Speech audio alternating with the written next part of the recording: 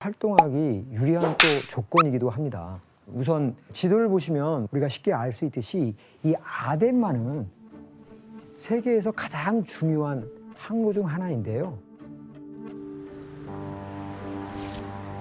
매년 3만 척 이상의 배가 이곳 아덴만을 지나갑니다. 사실 이곳 아덴만을 지나가는 그 가장 큰 이유는요, 바로 이 수에즈 운하 때문인데요. 저 수에즈 운하로 통하는 길목인 것 때문에 아덴만에 해적이 많은 거네요. 그렇죠. 어쨌든 유럽으로 가야 되니까 저렇게 그렇죠. 기적을 지나서 무역을 하려면. 지중해로. 맞습니다. 이게 바로 앞에서 말씀하신 것처럼 수에즈 운하 때문에 그렇죠. 이 수에즈 운하.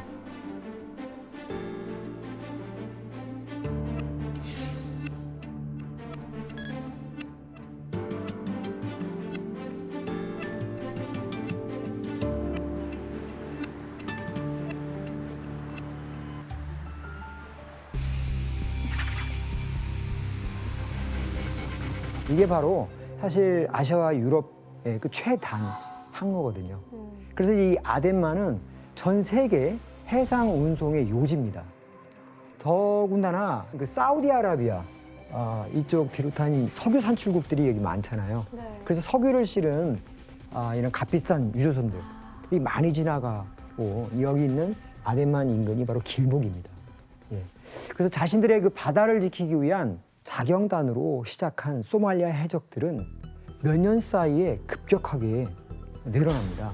그래서 소말리아 해적 발생 건수를 보시면 2004년에 한 10여 건, 2008년 되니까 111건, 2011년에는 237건이나 발생했습니다. 그러니까 거기가 그 해적질을 하면 장사가 된다는 얘기를 그렇죠. 소문을 듣고 몰린 거예요. 예. 그래서 2011년에는 전 세계 해적 사건의 90%가 소말리아에서 발생했다라고 하는 정도입니다. 그리고 그 소말리아를 지나는 이제 수백 척의 그 선박이 해적들에게 이제 납치당하면서 상당히 물류 비용도 상당히 올랐죠. 그 소말리아의 이런 해적 문제는 이 전 세계적인 문제로 떠오르게 됐어요. 그래서 우리나라에도 이런 해적이 이제 사실 크게 알려지는 그런 계기가 되는 사건이 발생했잖아요. 네, 뉴스 봤어요, 나. 네. 3호 해운 소속의 3호 주올리호가 어제 아라비아해에서 한국인 선원 8명이 탄 화물선이 소말리아에서 납치됐습니다. 이 선박에는 한국인 선원은 8명인 것으로 전해졌습니다.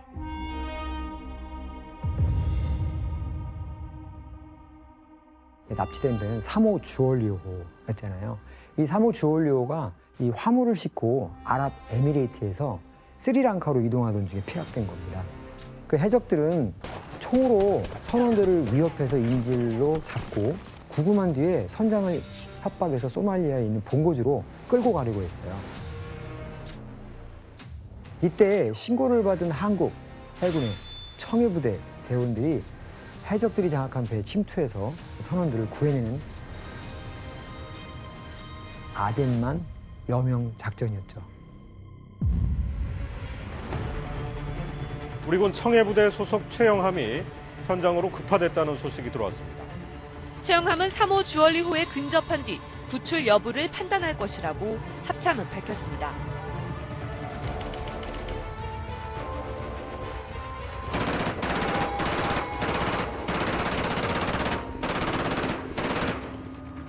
와. 총격전이 얼마나 무서웠을까.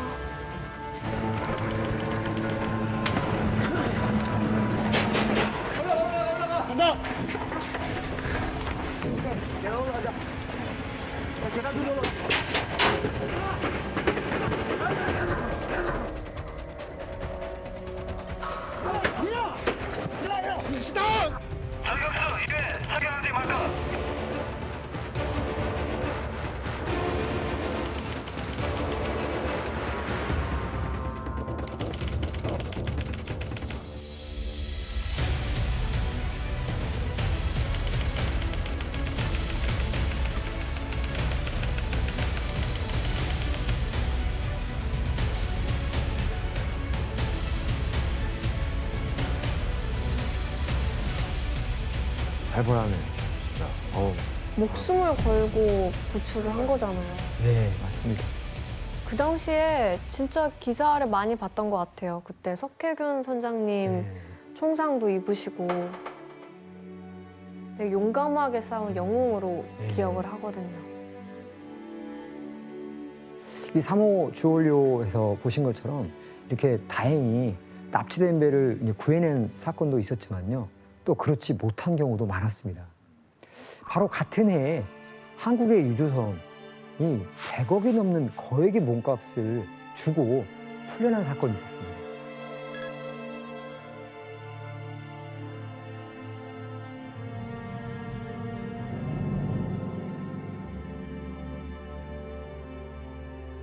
또 선원들이 2년 가까이 소말리아에 억류돼 있던 그런 사건을 비롯해서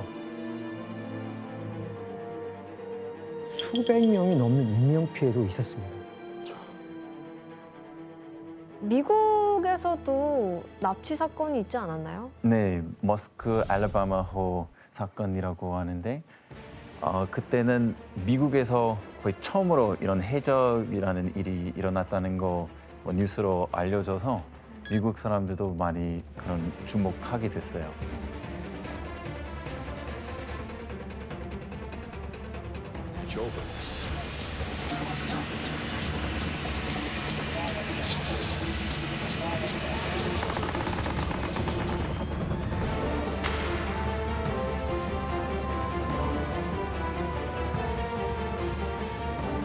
그때는 미군은 결국 배도 구해내기도 하고 그 외에서도 해적도 체포했어요.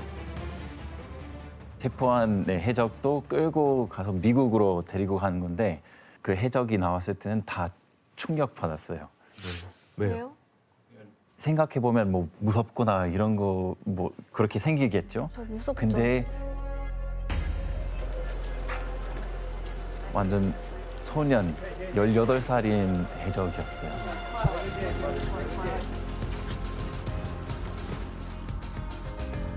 어떻게 이런 사건들이 계속 나타날 수 있었을까요?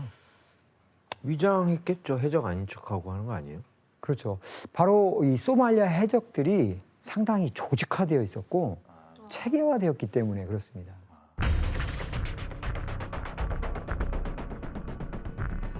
여러분은 뉴스에서 보는 그런 열악하고 몇 명 되지 않는 그런 해적들 정도로만 떠올릴 수도 있겠지만 사실 눈에 보이는 게 다가 아닙니다. 이 해적 행위로 큰 돈을 벌기 시작하면서 해적 행위에 가담하는 사람들이 다양해지고요. 또 자본이 몰리고 또 규모가 커진 거죠. 그래서 일반적인 해적 작전에는 보통 한 10명에서 12명 정도의 인원이 필요한데요. 뭐 전직 어부 출신, 뭐 민병대, 기술자로 구성된 이런 해적들이 분업해서 각자의 역할을 맡습니다. 전문가네요. 그 전직 어부 출신 해적들은 바다를 상당히 잘 알겠죠. 그래서 실질적인 두뇌 역할을 합니다. 그 민병대 출신의 해적들은 오랫동안 소말리아 내전에서 숙련된 총잡이잖아요. 그래서 이들은 선박을 납치할 때 전투를 지휘하고 돌격대 역할을 하죠. 그리고 기술자들은 뭐 컴퓨터, 위성 전화, 위성 위치 확인 시스템 등을 이제 활용해가지고 납치할 선박 위치를 파악하고요. 협상 과정에서 통신 기술을 다루는 일을 합니다. 이렇게 세 포지션이 손발을 맞춰서 일을 진행하는 거죠. 해적들은 보통 스피드보트를 많이 사용하는데요. 이 엔진 자체가 일반 피싱보트하고는 달라요. 그래서 거의 2배 이상 빠른 속도를 내고 표적에 굉장히 빠른 속도로 접근하면서 또 선박 양쪽에서 동시에 공격하는 경우가 많습니다.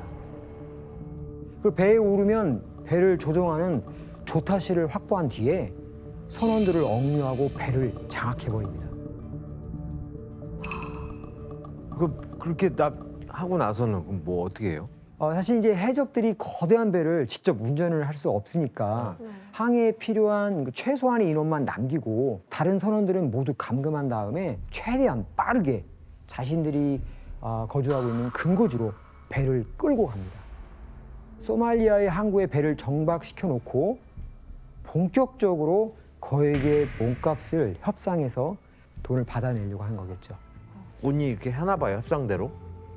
그 협상을 하기 위해서 준비 기간이 한 달 걸렸어요.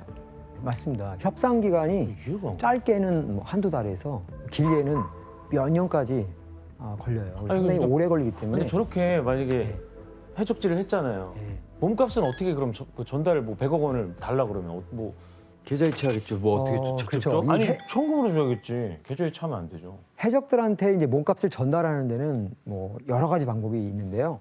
그 시리우스 스타라는 그 사우디아라비아의 항공모함급 유조선이 그 탈취된 사건이 있었습니다. 해적들이 처음 요구한 금액은 2,500만 달러, 하나로 무려 약 300억 원이었어요.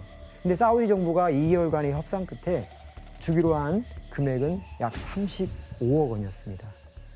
여기서 하나 문제를 하나 낼게요. 당시 사우디아라비아 측에서는 해적들에게 이 방법으로 35억 원가량의 현금을 전달했는데요. 바로 어떤 방법이었을까요? 정답 예, 기현 씨. 코인. 그때 코인 없었어요. 그래요? 예. 땡입니다. 현금으로 준 거죠? 다른 물건 아니고. 맞습니다. 근데 좀 더 현금을 어떻게 주지? 여기 35억 원가량의 현금. 정답. 그러니까 예.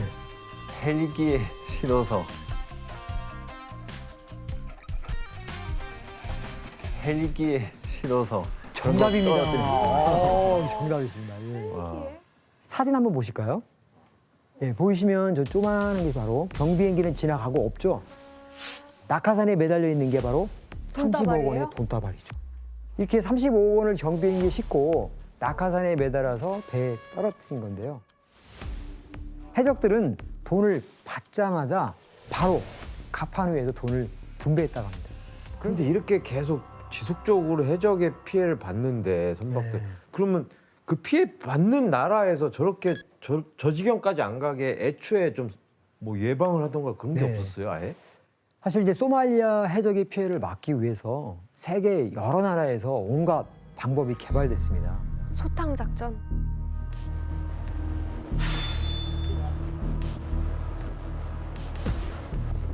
물대포? 그래, 저런 게 있네. 사다리 타고 못 오르게.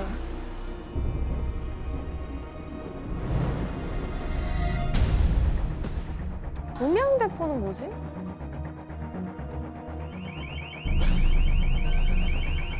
시끄럽게 해서 귀 아프게 하는 건가?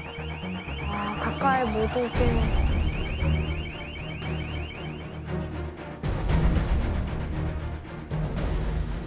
그래, 저런 걸 달면 되네.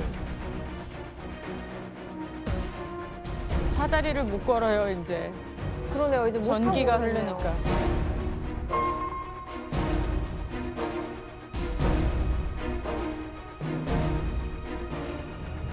근데 정말 다양한 것도 개발해서 그거 막으려고 했었군요. 아, 근데 저렇게 하면은 또 더 기상천외한수를 또 쓸 거예요, 또 저런. 그렇죠. 해적들도 만만치 않았습니다. 네. 온갖 작전이 등장했는데요. 물고기 잡을 때 쓰는 그물을 납치할 배의 프로펠러에 감기게 해서 배를 고장 내키고 수리하려고 잠깐 배를 멈출 때를 노려서 습격을 하는 방식도 있습니다. 그리고 평범한 어선으로 위장해서 안심시키면서 접근했다가 바로 공격하기도 합니다. 해적이 아닌 척. 예, 그뿐만 아니라 몸값을 받으면서 장비도 계속 업그레이드 됐어요.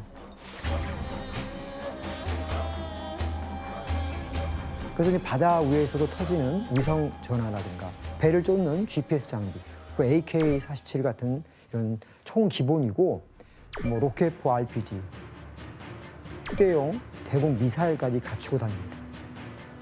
저거 맞추기 진짜 힘든데, 저거. 그러니까 그 인질 몸값으로 뜯어낸 돈으로 재투자를 한 거네요. 계속 더 좋은. 해적들은 이렇게 이런 방식으로 계속 천문학적인 돈을 벌어들였잖아요. 그 정점을 찍었던 시기가 2010년과 2011년인데요. 각각 8천만 달러, 하나 900억 원, 그리고 1억 5천만 달러, 하나로 1,800억 원의 수익을 올릴 정도였어요. 와. 그러다 보니까 해적들이 소말리아의 경제 활성화에 기여한다는 이런 연구 결과까지 나오게 됩니다. 일종의 낙수 효과죠.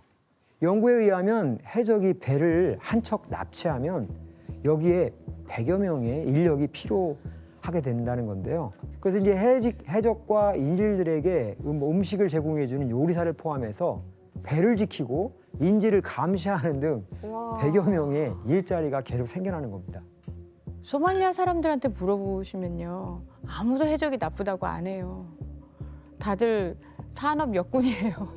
얘기 들어보면 신랑감 1위가 해적이었고 당시도. 신랑감 예. 1위.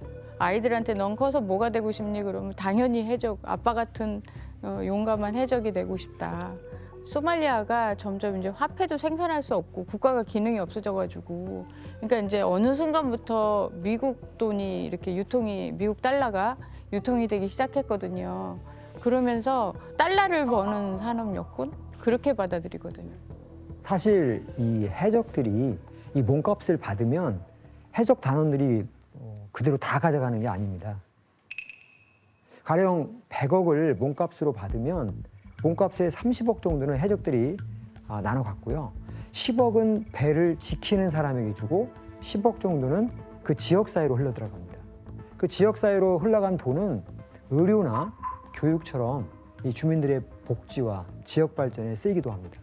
실제로 이제 내전으로 도시들이 이렇게 황폐해진 가운데서도 해적들의 근거지가 된 항구 도시는 예외적으로 경제가 발전했습니다. 성행하고 해적들의 근거지에 돈이 막 돌기 시작하다 보니까 2009년에는요 굉장히 독특한 상황까지 벌어집니다. 그럼 여기서 한번 문제 내겠습니다. 이곳은 모가디슈 북부 해적 근거지인 한 항구 도시의 은행 앞이다.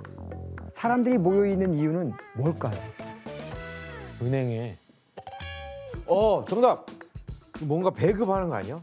일당 나라에서 지원하는 금액을 받으러. 사채는 은행에서 하는 거 아니잖아. 그거 뭐라 그러지? 은행에서 빌리는 대출이요, 거? 대출. 대출요. 대출. 땡입니다. 아닙니다. 이겁니다. 정답. 네, 기원 씨. 보니까 약간 느낌이 우리가 알고 있는 그런 은행 느낌이 아니라 좀 시장 같아요. 무슨 은행이라고 써 있는데. 근데 약간 말만 은행이지 뭐 시장 같잖아요. 그래서 물건을 가지고 오면 은행에서 돈을 주는 거예요. 그래서 뭔가 물건들을 잔뜩 가지고 온 거예요. 굿 아이디어. 상당히 근접했습니다. 근접하다고요? 다 빈손인데 지금? 주머니에 다 들어있겠죠, 하나씩은. 정답. 네, 혜성 씨. 해적의 근거지니까 해적한테 얼마를 투자해서 그 수익을 좀 받는 그런 상품. 좀 받는 그런 상품. 정답입니다. 해적 투자 상품. 네, 맞습니다. 오. 해적 리스트가 있는 거예요, 그러면? 투자해서 떡상할 수도 있고 뭐 그런 거예요? 네.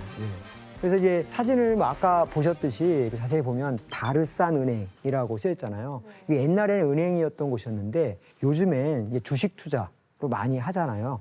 그 주식과 마찬가지로 해적단에 투자해서 돈을 이렇게 버는 해적 투자 시장까지 등장하게 된 겁니다. 그래서 이 증권 거래소에서는 현금뿐만 아니라 무기도 지원하는데요. 일종의 크라우드 펀딩 뭐 그런 거죠. 그래서 일반인들이 해적단에 돈이나 또 무기를 투자하고 투자한 해적단이 납치에 성공하면 수익을 배분받는 이런 시스템입니다. 그 실제로 해적단에 $100 정도 하는 유탄 발사기 하나를 투자해서 한 달 만에 7만 5천 달러, 당시 시세로 8,600만 원을 벌었다는 이야기도 나와요. 엄청난 수익률이죠. 저게 진짜 하나의 산업이 된 거네요. 그렇죠. 그래서 이런 식으로 2010년에는 해적 기업이 100개까지 늘어납니다. 이게 벌거벗은 세계에서 하면서 처음으로 그만 알아보고 싶다는 생각이 들어요. 와, 이게 무슨 이게 같은 지금 살고 있는 이 시대 얘기라는 거잖아요. 그렇죠. 정말 너무 신기한 세상이네. 사실 해적단이 이렇게 빠르게 늘어나고 조직화된 배경에는요. 사실 이제 투자자들의 역할이 컸습니다. 그래, 뒤에서 돈 되는 사람이 있을 것 저기서 같았어요. 돈 버는 그렇죠. 사람들은 또 엄청 벌겠네. 그러니까 이제 서구 사회에서도 나 이런 데에서도 투자를 했어요. 실제.